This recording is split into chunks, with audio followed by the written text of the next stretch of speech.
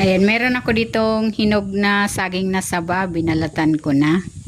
Ayan. Maglalagay ako ng brown sugar dito sa kawali. At ng konting tubig.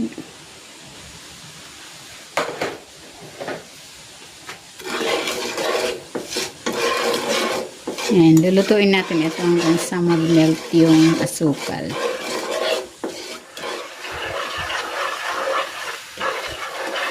Ayan, pag ganitong nag-melt na yung asukal, ilalagay ko na dito yung saging.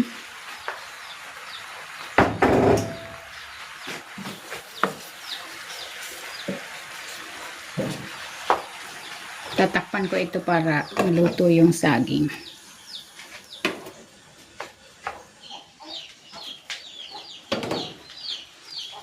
Yan, babalik ta rin ko naman ito para maluto yung kabilang side.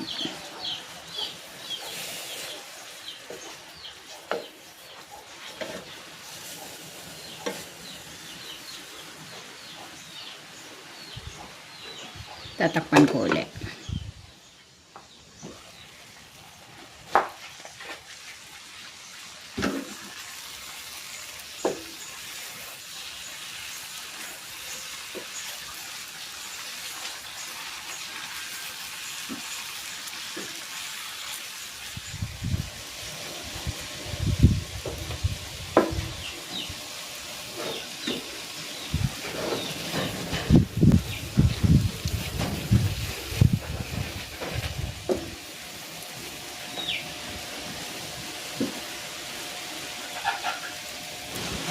Ayan, luto na itong no oil banana Q. Ayan o, ang ganda. Posible pala ito. Kahit walang mantika, pwede tayong makapagluto ng banana Q.